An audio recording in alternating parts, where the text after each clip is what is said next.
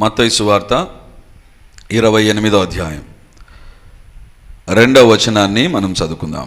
ఇదిగో ప్రభువు దూత పరలోకము నుండి దిగివచ్చి రాయి పొర్లించి దాని మీద కూర్చుండెను. అప్పుడు మహాభూకంపము కలిగెను.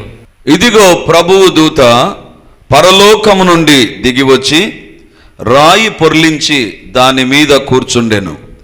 అప్పుడు మహాభూకంపము కలిగెను.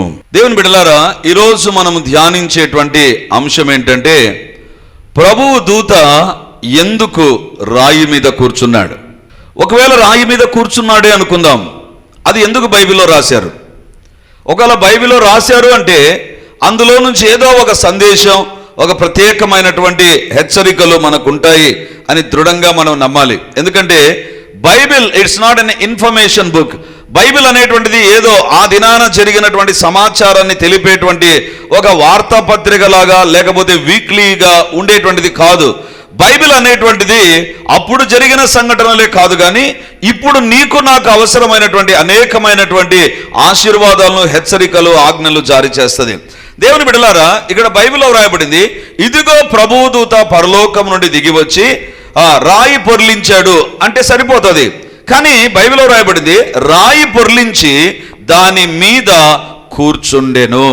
దేవుని బిడ్డలారా, ఈజ్ ఇట్ దాట్ ఇంపార్టెంట్? రాయి మీద కూర్చున్నాడు అనేటువంటిది అంత ప్రాముఖ్యమైందా? ఒక్కసారి ఆలోచన చేయండి. అక్కడ ఏమైనా సింహాసనం మీద కూర్చున్నాడు అంటే సరే అనుకోవచ్చు, కానీ విచిత్రం ఏంటంటే రాయి మీద కూర్చున్నాడంట. రాయి మీద కూర్చున్నది కూడా రాయాలనా? అసలు అది ఇంపార్టెంట్ కాదు అని మనకు అనిపిస్తుంది. అసలు ఎందుకు రాయాలి అని అనిపిస్తుంది. రాయి మీద దేవదూత కూర్చుంటే ఏమి, ఎక్కడ కూర్చుంటే ఏమి, ఎక్కడ కూర్చుంటే ఏమి కదా? ఇది చెప్తుంటే కొంతమందికి ఏదో జ్ఞాపకం వస్తుంటుంది. చర్చిలోకి వచ్చిన తర్వాత కూర్చుంటారు కదా, ఎక్కడ కూర్చుంటారు? వాళ్ళకు నచ్చిన స్థలంలో. కొంతమందికి ఎప్పుడు వెనక బెంచ్లో కూర్చోవడం అలవాటు. కాలేజీలో కూర్చొని చర్చిలో కూడా అలా కూర్చుంటారేమో, నాకు తెలియదు. ఇప్పుడు కూర్చున్న వారిని గురించి కాదు నేను మాట్లాడేది. సో ఎవరైనా వచ్చి లేమని చెప్పారనుకో, అలా చూస్తారు పైకి, నువ్వేంది నాకు చెప్పేది కదా. చర్చిలో స్థలం ఇయ్యరు కొంతమంది ఎట్లుంటారంటే, ఈ ప్లేస్ నాదే, ఇది ఇక్కడ ఎవరైనా కూర్చున్నారా కేసు పెడతామనే రకంగా ఉంటారు. దేవుని బిడ్డలారా, కూర్చోవడం అనేటువంటిది అంత పట్టించుకో మనం. ఎవరైనా మనకు స్థలం మీద కనుక పోనీలే పనికి మాలలో అనుకొని పక్కకి వెళ్ళిపోతాం అని అనుకుంటారు. దేవుని బిడ్డలారా, మరి కూర్చోవడము అంత ప్రాముఖ్యత మనం ఇవ్వం కదా. మరి దేవుని దూత వచ్చి రాయి మీద కూర్చున్నప్పుడు ఎందుకు పరిశుద్ధాత్మ దేవుడు అంత ప్రాధాన్యతనిచ్చాడు? అది కూడా మత్తయి సువార్తలో ఎందుకు రాయించాడు? అసలు రాయించాల్సిన పనేముంది? Is there any relevance with the resurrection or and on the way that angel has sat on the rock? యేసు ప్రభు పునరుత్థానానికి యేసు ప్రభు యొక్క దేవదూత ఆ రాయి మీద కూర్చోడానికి ఏమన్నా సంబంధం ఉందా? ఖచ్చితంగా సంబంధం ఉంది. ఒకవేళ కూర్చున్నాడు అనుకున్నా, అందులో ఏదైనా సందేశం ఉందా? ఒకటి కాదు, అనేక సందేశాలు ఉన్నాయి. కాబట్టి ఈరోజు ఉదయాన్నే మొదటి ఆరాధనలో 5 గంటల ఆరాధనలో, ప్రాతకాల ఆరాధనలో దేవుని దూత రాయి పొర్లించాడు అనే మాట మీద దేవుడు మనతో మాట్లాడుతూ వచ్చారు. రాయి పొర్లించాడు, ఆ తర్వాత దాని మీద కూర్చున్నాడు. రాయి పొర్లించి పరలోకానికి వెళ్ళిపోలేదు. రాయి పొర్లించిగా నా పని అయిపోయింది అని అక్కడి నుంచి నిష్క్రమించలేదు. బైబిల్లో రాయబడింది రాయి పొర్లించాడంట, సమాధి మీద ఉన్నటువంటి అతి పెద్ద రాయిని పొర్లించాడంట. పొర్లించి దాని మీద కూర్చుండెను. దాని మీద కూర్చున్నాను. ఒకవేళ దేవదూతను అడుగుదాం, దేవదూత ఏంటి పరలోకంలో రాళ్ళు లేవా? పరలోకంలో రాళ్ళు లేదని ఏంది మరి దారుణంగా రాయి మీద కూర్చున్నవే? నిలబడుకోవచ్చు కదా. పరలోకంలో రాళ్ళు ఉండవా? ఏంటి రాయి మీద కూర్చున్నావు? రాయి మీద కూర్చుంటే ఏదైనా ప్రత్యేకత ఉంటుందా?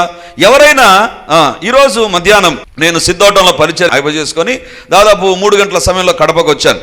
మళ్ళీ 5 గంటలకు యవనస్తుల మీటింగ్, తర్వాత 3వ ఆరాధనకు, అంటే నా లెక్కలో 3వ ఆరాధన, సో యూత్ మీటింగ్తో కలిపితే. సో నేను ఆడ కార్ పార్క్ చేసే దగ్గర, ఇంటి దగ్గర ఒక వ్యక్తి కింద కూర్చున్నాడండి. కింద కూర్చున్నాడు, ఇలా కూర్చుంటాడు రోడ్డు పైన. కింద కూర్చున్నాడంటే మా ఇంటి దగ్గర కాదు, మా ఇంట్లో కాదు. నేను కారు పార్క్ చేసిన ఎదురుగా మెయిన్ రోడ్లో కింద కూర్చున్నాడు. ఇలా కూర్చుంటాడు, అలా పండుకుంటాడు, అలా లేస్తాడు. నాకు అర్థం కాలేదు, ఏమైంది వీనికి, ఏమైనా ఫిట్స్ వచ్చినాయా అనుకొని షట్టర్ దించేసి ఆ పక్కన ఒక అబ్బాయిని అడిగాను, ఏంటి ఆ అబ్బాయి ఆడ కింద కూర్చున్నాడే అంటే ఏమన్నాడు తెలుసా? వాడు ఫొటోస్ తీసుకుంటున్నాడంట. రోడ్డు మీద పడుకొని, ఈస్టర్ పండుగ కదా, తాగింటాడు కదా, ఎక్కడో ఫొటోస్ తీసుకోవాల్సింది మనకు అర్థం కావడంలే. రోడ్డు మీద పడుకొని, ఆ రోడ్డు పైన ఏమైనా ఉందంటే ఏమీ లేదు, ఒక్కడు రోడ్డు మీద పడుకొని ఫోటోలు తీసుకుంటున్నాడు. నాకు అనిపించింది, అది చూసిన తర్వాత ఏంటిది, వీడు మనిషిగా ఉండి రోడ్డు మీద కూర్చున్నాడు ఏంటి అంటే బాగా టక్ చేసుకున్నాడు. మళ్ళీ నేను కారు తిప్పుకొని వచ్చే లోపల మళ్ళీ టక్ చేసుకొని నీట్గా నిలబడినాడు రోడ్డు పైన.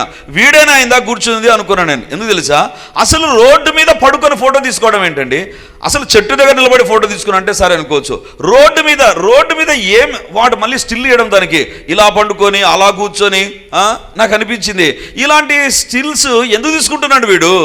ఇప్పుడు నాకు దూతను కూడా చూసినప్పుడు అనిపించింది, పరలోకంలో ఎంత అద్భుతమైన లోకం, ఆ లోకంలో ఎన్ని ప్రత్యేక స్థలాలు ఉండవండి, ఎన్ని ప్రత్యేక స్థలాలు ఉండవు. అక్కడంతా కూర్చున్నటువంటి దేవుని దూత వచ్చి రాయి మీద కూర్చోవడం ఏంటి, అసలు రాయి మీద కూర్చున్నాడు అనుకో, మత్తయి సువార్త కూడా అది రాయాలనా, అంత అవసరమా అని అనిపించింది. కానీ పరిశుద్ధాత్మ దేవుని నడుపుదల్లో చూస్తే there are some valuable messages for us, ప్రాముఖ్యమైనటువంటి సందేశాలు మనకున్నాయి. రాయి మీద ఆ దేవుని దూత కూర్చున్నాడు కదా. 28వ అధ్యాయం 2వ వచనం, ఇదిగో ప్రభువు దూత పరలోకము నుండి దిగి వచ్చి రాయి పొర్లించి దాని మీద కూర్చుండెను. దేవుని బిడ్డలారా, ఇది ఇలా ప్రక్కన ఉంచండి. ఒక సంఘటన మీకు చెబుతాను. ఎలక్షన్స్ జరుగుతాయి. ఎలక్షన్ జరిగిన తర్వాత భారీగా ప్రచారాలు చేస్తారు. ఓటింగ్ రోజున రాత్రింబగళ్ళు వాళ్ళు కలిగి తిరుగుతారు, ఓట్లు మాకేంటి అని. రిజల్ట్ వచ్చిన తర్వాత ఎవరో ఒకరు ముఖ్యమంత్రి అవుతారు. ముఖ్యమంత్రి అవుతున్నగానే మరుసటి రోజు ఏమని వస్తుంది తెలుసా, మరుసటి రోజు ఆ ముఖ్యమంత్రి ఛాంబర్లోకి పోయి ఆ యొక్క సీట్లో కూర్చుంటాడు చూసారా, ఆ కూర్చున్నటువంటిది ఖచ్చితంగా ఫోటో వస్తుంది. ఎందుకంటే దానికోసమే చాలా కాలంగా ప్రయాసపడ్డాడు. ఆ ముఖ్యమంత్రి సీట్లో కూర్చోడానికే, ముఖ్యమంత్రి సీట్లో కూర్చున్నప్పుడే దాని అర్థం ఏంటంటే మిగిలిన వాళ్ళందరి పోటీకి ముఖ్యమంత్రి లిస్టులో ఉండేవాళ్ళు ఇంతమంది ఉంటారు, ఇంత పెద్ద బ్యాలెట్ ఉంటుంది. కొన్ని సందర్భాల్లో బ్యాలెట్ పేపర్ చాలా పెద్దగా ఉంటుంది. అలాంటి పేపర్లో ఉండే వాళ్ళందరినీ ఓడించి ఏం చేశారంటే ఆ సీట్లో కూర్చున్నాడు. దేవుని బిడ్డలారా, that seat is not a normal seat, that is a very special seat. ఆ యొక్క స్థలము చాలా ప్రత్యేకమైంది. అది ముఖ్యమంత్రి కూర్చునేటువంటి స్థలం. మన ఇంట్లో కూడా చైర్లు ఉంటాయి, మనం కూడా కూర్చొని ముఖ్యమంత్రి లాగా ఫీల్ అయ్యి ఉండొచ్చు. ఇందాక మధ్యాహ్నం కూడా నాకు అనిపించింది, వాడు రోడ్డు మీద పడుకున్నవాడు, వాడు పూల పాన్పు మీద పడుకున్నాడు అన్న ఫీలింగ్ లో వాడు పడుకొని ఫోటో తీసుకుంటే అనిపించింది. వీనికేం పిచ్చిరా అని. దేవుని బిడ్డలారా, ముఖ్యమంత్రి స్థానం అక్కడ కూర్చున్నప్పుడు, అక్కడికి వెళ్ళినప్పుడు మనం ఖచ్చితంగా ఫోటో తీసుకుంటాం. దేవుని బిడ్డలారా, ఇప్పుడు దేవుని యొక్క వాక్యంలో రాయబడింది, యేసు ప్రభు సమాధిని గెలిచి తిరిగి లేచాడు. సమాధి దేనికి సాదృశ్యంగా ఉందంటే సాతాను యొక్క బలానికి సాదృశ్యంగా ఉంది.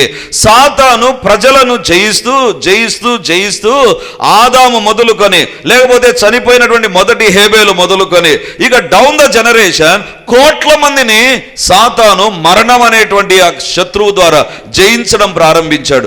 జయిస్తూ లాస్ట్గా యేసు ప్రభు దగ్గర కూడా వచ్చేసాడు. శుక్రవారమున వచ్చి యేసు ప్రభు దగ్గర కూడా మరణం వచ్చింది.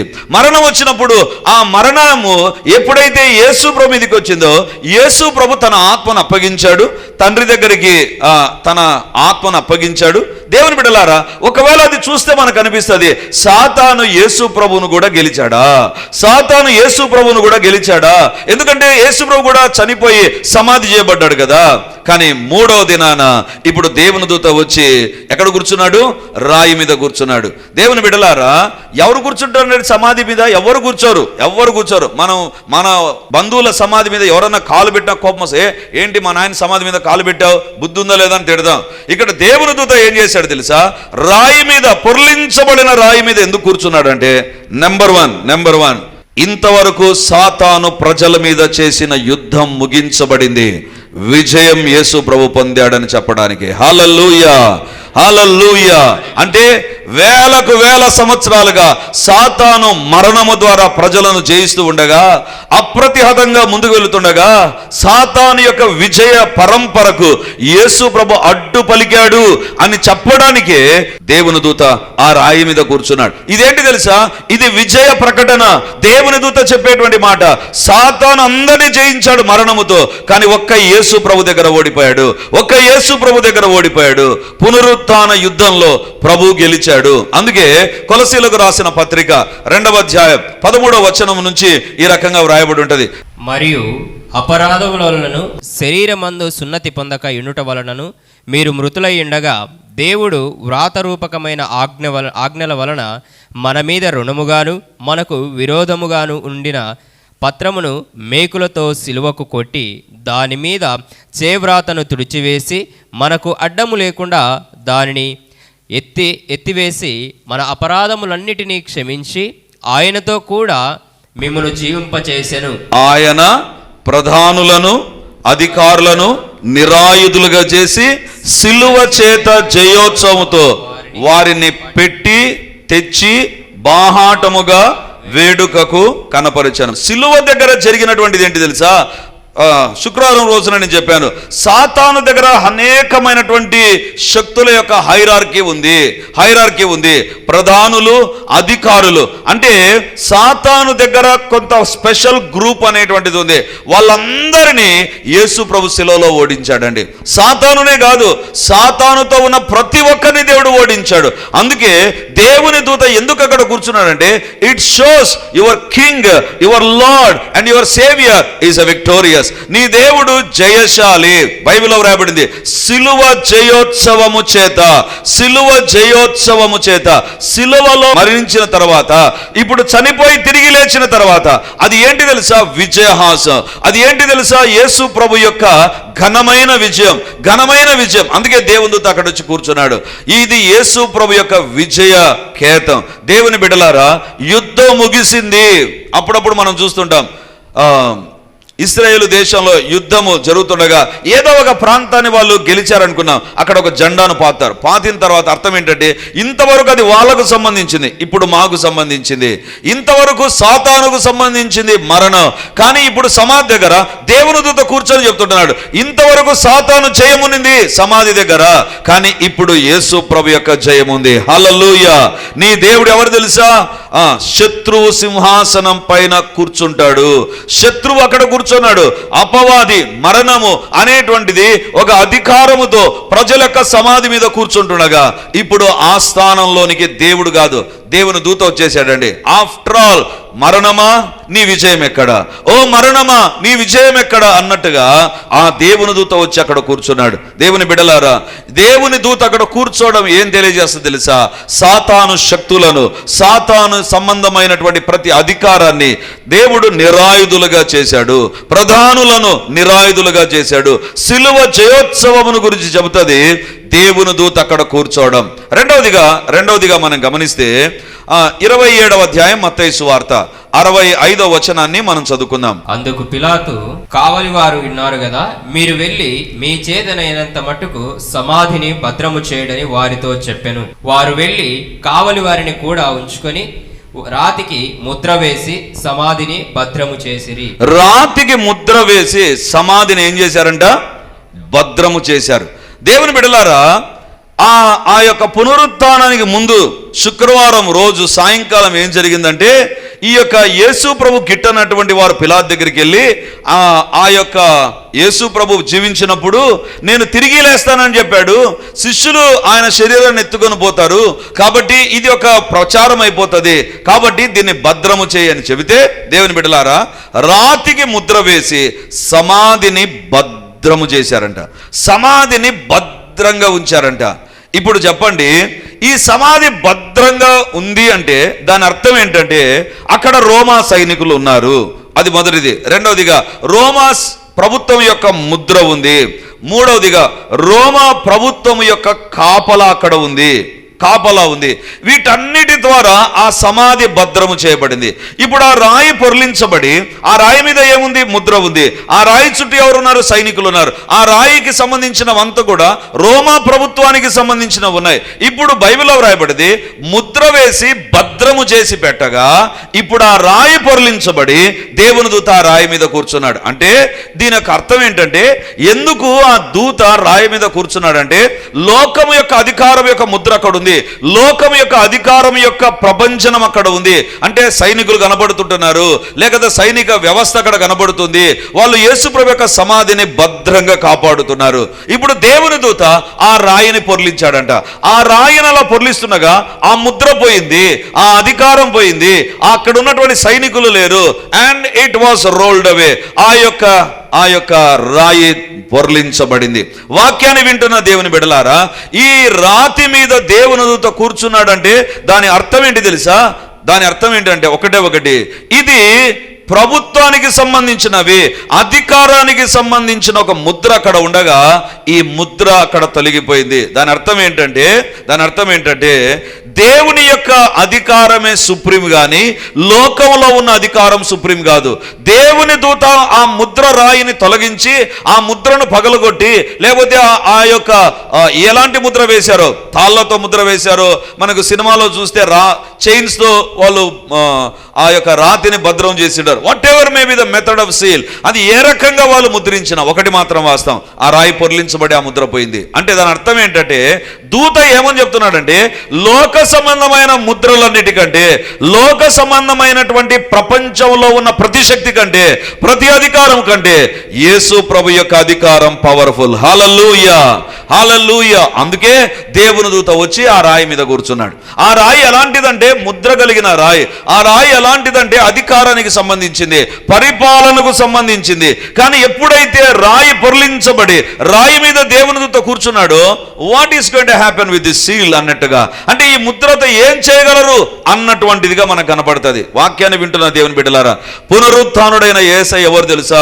ప్రపంచంలో ఉన్న ప్రతి శక్తి కంటే గొప్పవాడు. హల్లెలూయా. బైబిల్లో మనం గమనిస్తే దానియేలు గ్రంథం 4వ అధ్యాయం 34-35 వచనాలు మనం చదువుకుందాం. యేసు ప్రభు ఎలాంటి వాడు, దేవుని యొక్క శక్తి ఎలాంటిదో మనం చూడొచ్చు.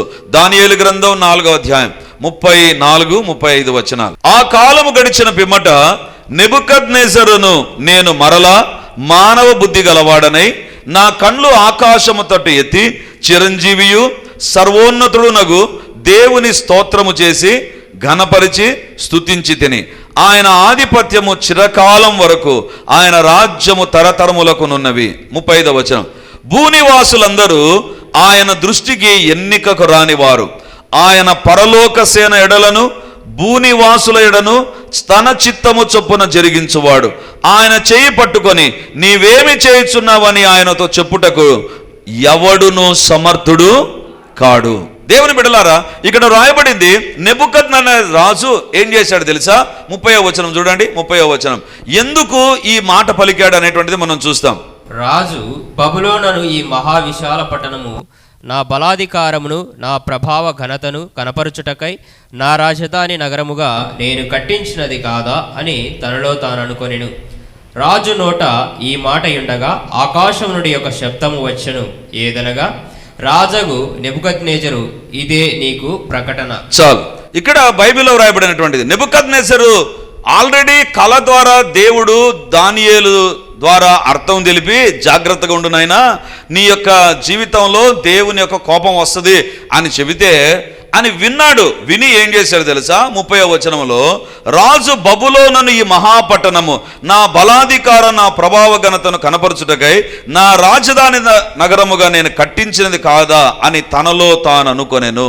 దేవుని బిడ్డలారా, జాగ్రత్తగా వినండి. ఇట్స్ ఎ ఇంపార్టెంట్ పాయింట్ ఇక్కడ నేను చెప్తున్నాను. నెబుకద్నెజరు ఎలాంటి వాడు తెలుసా? నెబుకద్నెజరుకు దేవుడు అధికారం ఇచ్చి రాజుగా ఉంచి రాజుగా అతన్ని ఆశీర్వదించితే అతడు ఏం చేశాడు తెలుసా? 30వ వచనంలో, ఈ మహావిశాల పట్టణ నా బలాధికారమును నా ప్రభావ ఘనతను కనపరచుటకే నా రాజధాని నగరముగా నేను కట్టించినది కాదా అని తనలో తాను అనుకొనెను. తనలో తాను ఒక గర్వపు తలంపులోనికి వచ్చాడు. గర్వముతో ఆలోచన చేశాడు. ఏంటి ఆ మాట అంటే, ఈ బబులోను నగరం నేను కట్టించింది కదా, ఇది నా ఘనతను సూచిస్తుంది కదా, ఈ ఘనతను తెలియజేస్తుంది కదా, ఈ బబులోను నగరము యొక్క ఘనత నన్ను బట్టే కదా అని తనలో తాను అనుకుంటుండగా దేవుడు అతను ఒక పశువులాగా మార్చాడండి. పశువులాగా మార్చి గడ్డి మేశాడు. మనిషిని గడ్డి మేయింపజేసేది ఏంటి తెలుసా? ఆ వ్యక్తిలోని గర్వం. జాగ్రత్తగా వినండి. గర్వం ఎంత చెడ్డది తెలుసా? గర్వముకున్నటువంటి లక్షణం ఏంటిదంటే నీలో ఒక అహాన్ని పుట్టిస్తుంది. నువ్వు సూపర్, నువ్వు గ్రేట్, నీ టాలెంట్ వేరు, నీ వేరు అనేటువంటి ఒక హైప్లోనికి తీసుకొని వస్తాడు. ఆ తర్వాత ఆ వ్యక్తిని పడగొడతాడండి. అహంకారము ఎలాంటిదంటే పడగొట్టేటువంటిది. ఎలా పడగొట్టాడు తెలుసా? నెబుకద్నెజరు అనేటువంటి రాజు గడ్డి మేశాడు, పశువులాగా గడ్డి మేశాడు. అంటే మంచుకు తడిసి గడ్డి మేశాడు. ఇది కథ కాదు, ఇది చరిత్రలో జరిగినటువంటి సంఘటన. దేవుని బిడలారా, అందుకే ఏ విషయంలో కూడా గర్వమొద్దు, ఏ విషయంలో కూడా గర్వమొద్దు. నేనేంటి, నా స్థానం ఏంటి, నా సీనియారిటీ ఏంటి, నాకున్న టాలెంట్ ఏంటి అని ఎట్టి పరిస్థితుల్లో గర్వపడవద్దు. ఎందుకు తెలుసా? నీ గర్వం నీకే తెలుసు అని అనుకుంటున్నావా? చాలా తప్పు చేస్తున్నావు. దేవుని కూడా తెలుసు. అందుకే 4:30లో బబులోను అను ఈ మహాపట్టణము అని మాట్లాడుతూ తనలో తాను అనుకొనెను. He was thinking in his mind. ఎవ్వరికి తెలియదు, తనలో తాను, నన్ను బట్టే నేను చేశాను, నా ఘనత కనబడుతుంది ఇక్కడ అని అనుకుంటూ ఉండగా దేవుడు అతనికి గడ్డి మేసాడు, గడ్డి మేసేటట్లు చేశాడు. తిరిగి అతడు పశ్చాత్తాపపడిన తర్వాత దేవుడు అతన్ని మామూలుగా చేశాడు. అప్పుడు ఆ రాజు చెప్పే మాట ఏంటి తెలుసా? 4:35. దేవుని బిడ్డలారా, ఇక్కడ ఒక మాట చెప్పి ముందుకెళ్తాను. నీ జీవితంలో నీ ద్వారా కొన్ని పనులు జరగవచ్చు, నిన్ను బట్టి కొన్ని పనులు జరగవచ్చు. అంటే భూలోకంలో మనిషి ద్వారానే దేవుడు కార్యం చేస్తాడు. దేవుడు వాక్యం ద్వారా మాట్లాడాలంటే మనిషిని వాడుకుంటాడు. దేవుడు పాటల ద్వారా మహింపరచబడాలంటే మనుషులను వాడుకుంటాడు. వాయిద్యాల ద్వారా మహింపరచబడాలంటే మనుషులను వాడుకుంటాడు. సేవ జరగాలంటే మనుషులను వాడుకుంటాడు. మనిషి కాకుండా దేవుడు నేరుగా చెయ్యడు భూలోకంలో. కానీ మనిషిగా దేవుడిని వాడుకున్నప్పుడు ఎక్కడైనా గర్వం వచ్చిందా? It is a very dangerous. నేనేంటి, నా క్యాడర్ ఏంటి, నా పలుకుబడి ఏంటి, నేను ఎలాంటి వాడిని, నా స్టేటస్ ఏంటి, నా ఉద్యోగం ఏంటి అని మనసులో గర్వించిన, గుర్తుంచుకో, అది నిన్ను పడగొడుతుంది. అది పశువుతో సమానంగా చేస్తుంది మనల్ని. ఏమాత్రము తగ్గదండి గర్వము. నీ జీవితంలో దేన్ని బట్టి కూడా గర్వించవద్దు, దేన్ని బట్టి కూడా గర్వించవద్దు. దేవుని బిడ్డలారా, it's a very dangerous, it's very dangerous. ఈరోజు నిన్ను బట్టి పరిచర్య జరుగుతుండవచ్చు, నన్ను బట్టి పరిచర్య జరుగుతుండవచ్చు, మీరిచ్చిన కానుకలను బట్టి పరిచర్యలు ఏదో కొనిండవచ్చు. Something has happened. Don't say that నేను చేశాను. ఇది ఎట్టి పరిస్థితుల్లో అది మనకు దూరమగును గాక. నేను చేశాను అనేటువంటి తలంపు వచ్చిందా? నెబుకద్నెజరు రాజును చూసి గడ్డి మేసేటట్లు దేవుడు చేశాడు. గడ్డి మేసిన తర్వాత బుద్ధి వచ్చి సరి చేసుకొని అప్పుడు ఈ రాజు అనేటువంటి మాట 4:35, భూనివాసులందరూ ఆయన దృష్టికి ఎన్నిక రానివారు, ఆయన పరలోక సేన ఎడలను భూనివాసుల ఎడను తన చిత్తము చొప్పున జరిగించువాడు. ఆయన చెయ్యి పట్టుకొని నీవేమి చేయుచున్నావు అని ఆయనతో చెప్పుటకు ఎవడును సమర్థుడు గాడు. ఎందుకు ఈ మాట చెప్తున్నాను? ఆ రాయి దగ్గర ఎవరున్నారు? అధికారం కలిగిన సైనికులు ఉన్నారు. ఈ రాయి పొర్లించబడి దాని మీద కూర్చున్నప్పుడు ఒకటే ఒక సందేశము దేవుడు ఇస్తుంటున్నాడు. ప్రపంచంలో ఉన్న ప్రతి అధికారం కంటే, ప్రపంచంలో ఉన్న ప్రతి పరిపాలన కంటే, ప్రపంచంలో ఉన్న ప్రతి శక్తి కంటే దేవుడే గొప్పవాడు. హల్లెలూయా, హల్లెలూయా. అందుకు రాజు అంటున్నాడు, దేవునితో ఆటలాడుకోవడం మంచిది కాదు. అందుకే అంటున్నాడు, ఆయనతో చెప్పుటకు ఎవడునూ సమర్థుడు కాదు. నేను చేశాను ప్రభా, ఇది నా ద్వారా జరిగింది అని గప్పాలు చెప్పొద్దు. నెబుకద్నెజరు అంటున్నాడు, ఆయన శక్తి సూపర్. నెబుకద్నెజరు ఇప్పుడున్నటువంటి ఇరాన్ ఈ ప్రాంతములో ఈ నెబుకద్నెజరు పరిపాలన చేశాడని చరిత్ర చెప్తుంది. ఇప్పటికీ అప్పటికీ పేరు మోసిన నగరాలేవి, పేరు మోసిన నగరాలే. కానీ ఆ రాజు గర్వించడం ప్రారంభించాడు. దేవుని బిడ్డల, తను అనుకున్నాడు నా అధికారం గొప్పది, నేను కట్టించాను.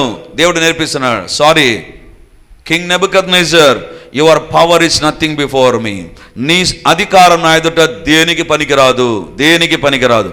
ఒకటి దేవుడు యొక్క అధికారం రాజును గడ్డి మేసేటట్లు చేసింది. ఈ యొక్క రాయి పొర్లించి దేవుని దూత కూర్చున్నాడంటే అర్థం ఏంటి తెలుసా? దేవుని యొక్క శక్తి అన్ని శక్తుల కంటే గొప్పది. హల్లెలూయా. నీవు నేను సేవిస్తున్న దేవుని ఎదుట తగ్గించుకున్న వారంగా ఉందాం, అప్పుడే ఆయన శక్తి పనిచేస్తుంది. బైబిల్లో వ్రాయబడింది, దేవుడు అహంకారులను ఎదిరించి దీనులకు కృపనిస్తాడు, దీనులకు కృపనిస్తాడు. గర్వం ఎవరి జీవితాల్లో ఉన్నా గుర్తుంచుకుందాం, it will bring him down by all means. ఏదో ఒక రకంగా గర్వం అతన్ని పడగొడుతుందండి. గర్వం అతన్ని పడగొడుతుంది, ఆమెను పడగొడుతుంది, కుటుంబానికి పడగొడుతుంది, ఆ దేశాలను పడగొడుతుంది, ఆ పరిపాలన పడగొడుతుంది. ఎందుకంటే అన్నిటికంటే మించింది దేవుని యొక్క పరిపాలన. హల్లెలూయా, హల్లెలూయా. అందుకు దేవుని దూత కూర్చున్నాడు. ఎందుకంటే ఆ బండ మీద ఒక అధికారం ఉంది. ఆ అధికారాన్ని తలదన్నే అధికారం ఈ మరణాన్ని గెలిచి తిరిగి లేచిన యేసు ప్రభుది. హల్లెలూయా. దేవుని బిడ్డలారా, ప్రభు సన్నిధానంలో మనం ప్రార్థన చేద్దాం. ప్రభువా, నా జీవితంలో నీ ఉండు ప్రభా, నీ కార్యాలు జరిగించు ప్రభా. నేను యేసయ్య సమాధి దగ్గర దిగి వచ్చిన దేవుని దూత ద్వారా దేవుడు ఈరోజు మనతో మాట్లాడి ఉండగా నీ యొక్క సమస్యను సాక్ష్యముగా మారుస్తాడు. సమాధినే సాక్ష్య స్థలముగా మార్చగలిగిన దేవుడు నీకు వ్యతిరేకంగా సాతాను చేసే ప్రతి కీడును మేలుగా మార్చగలడు. ప్రతి కీడు నీకు తెలియకుండా, నీకు తెలిసి ఎన్ని కీడులు జరుగుతున్నా ఈ పునరుత్థానుడైన యేసయ్యను అడుగు. దేవా, నా కీడును మేలుగా మార్చు, నా యొక్క నష్టాన్ని దీవెనగా మార్చు, నా యొక్క కష్టంలో మీ కార్యాలు జరిగించి సాక్షిగా నేను ఉండాలి ప్రభువా. దేవుణ్ణి అడుగుదాం. ఆయన పునరుత్థానుడు, ఆయన జయించిన దేవుడు, జయశాలి ఆయనకు అసాధ్యమైనది ఏది లేదు. బైబిల్లో వ్రాయబడింది, ఆయన నీతో కూడా జీవించాలని కోరుతున్నాడు. ఆయన నీతో కూడా జీవించాలి. పునరుత్థానుడా, యేసయ్య నాతో ఉండు. నువ్వు చనిపోయి సమాధిలో లేవు, అది యొక్క సమాధి నిద్రలో లేడు దేవుడు. ఆయన తిరిగి లేచాడు, ఆయన సజీవుడు. అందుకే ఆయన మాత్రమే సజీవుడు, ఆయన మాత్రమే దేవుడు. మరణాన్ని జయించిన జయశాలి వైపు చూస్తూ మనం ప్రార్థన చేద్దాం. హల్లెలూయా. గొప్ప దేవానికి వందనాలు, సైన్యములకు అధిపతి అయిన దేవానికి స్తోత్రాలు, మహాగణుడానికి వందనాలు, సర్వోన్నతుడా మీకు స్తోత్రాలు, సర్వశక్తిమంతుడానికి వందనాలు. ఈరోజు నాయనా తండ్రి, ఆ యొక్క సమాధి దగ్గర కూర్చున్న దేవుని దూతను గురించి మాతో మాట్లాడారు ప్రభువా, నీకు స్తోత్రాలు. మీరు తెలిపిన అనేక విషయాలను బట్టి నీకు వందనాలు. ఓడించే మరణాన్ని ఓడించిన దేవుడవు నీవే నాయనా. దేవానికే వందనాలు. మమ్మల్ని ఏ సమస్యలు ఓడిస్తున్నాయో, ఏ పాపం ఎదుట ఎవరు ఓడిపోతున్నారు, ఏ యొక్క పరిస్థితి ఎవరు ఓడిపోతున్నారు, వారి ఎదుట పునరుత్థానుడైన మీరు ప్రత్యక్షం కండి ప్రభువా. ఓడించే సమస్య యేసు నామమందు, ఆ శోధన, ఆ యొక్క సాతాను పోరాట యేసు నామమందు పునరుత్థాన శక్తి ఎదుట ఓడిపోవును గాక. మాతో మా దేవుడు జీవిస్తూ ఉండగా, పునరుత్థానుడైన యేసయ్య మీరు జీవిస్తూ ఉండగా, సాతాను శక్తులు, అధికారులు, వ్యక్తులు యేసయ్య శక్తి ఎదుట ప్రణమిల్లుదురు గాక. అయినా మీ కార్యాలు మీరు జరిగించండి, మీ నామాన్ని మీరు మహింపరచండి, మీ నామాన్ని మహింపరచండి. మీరు వాగ్దానం ఇచ్చారు ప్రభువా, ఆయనతో కూడా జీవించుదుమని నమ్ముచున్నామని పౌలు అన్నాడు ప్రభువా. ఈరోజు మేము కూడా చెప్తున్నాం, పునరుత్థానుడైన యేసయ్య మాతోనే ఉండును గాక. మీకే వందనాలు, స్తుతులు, స్తోత్రాలు చెల్లిస్తూ ఈ ప్రార్థనలో ఏకీవించిన వారి జీవితంలో నూతనమైన చాప్టర్ ప్రారంభమగునుగాక, నూతనమైన కార్యములు జరుగునుగాక, అద్భుత ఆశ్చర్యకరమైన కార్యాలు ప్రాణాత్మ శరీరాల్లో జరుగునుగాక. I bind every work of Satan and let miracles take place in the mighty name of Jesus. యేసు నామమందు దైవిక కార్యములు జరుగునుగాక. మీకే వందనాలు, స్తుతులు, స్తోత్రాలు చెల్లిస్తూ యేసయ్య నామమందు ప్రార్థించి అడిగి పొంది ఉంటున్నాము తండ్రి. ఆమేన్, ఆమేన్, ఆమేన్. వాక్యాన్ని వింటున్నటువంటి దేవుని బిడ్డలారా, ప్రార్థన టీవీలో వాక్యాన్ని వింటున్న దేవుని బిడ్డలారా, ఈ యొక్క లైవ్ కార్యక్రమాలు చూస్తున్న దేవుని బిడ్డలారా, మీకందరికీ ఒక ప్రత్యేకమైన ప్రకటన ఇప్పుడు నేను తెలియజేస్తున్నాను. ఈ ఆదివారం నుంచి ప్రతి ఆదివారం రిడీమర్లో 3 ఆరాధనలు జరుగుతాయి. మొదటి ఆరాధన 8 గంటలకు, రెండవ ఆరాధన 10:30కు, మూడవ ఆరాధన సాయంత్రం 7 గంటలకు. సో ఈ 3 ఆరాధనలో ఇక ప్రతి ఆదివారం ఒక్కొక్క సర్వీసులో ఒక్కొక్క దేవుని నామాన్ని మనం ధ్యానం చేయబోతున్నాం. వేల కొలది దేవుని నామాలను గురించి మనము చూస్తాం బైబిల్లో. కాబట్టి దేవుని బిడలమైతే మనం ఎల్లప్పుడూ దేవుని నామాన్ని స్మరిస్తూ ఉండాలి, ఎల్లప్పుడూ దేవుని నామాన్ని స్మరిస్తూ ఉండాలి. సో కాబట్టి ఈ యొక్క వాక్యాన్ని ఆధారం చేసుకొని ప్రతి ఆదివారం 3 ఆరాధనలో దేవునికి సంబంధించిన వివిధ నామాలు, దైవ నామ ధ్యానాలు అనేటువంటిది మనం కలిగి ఉండబోతున్నాం.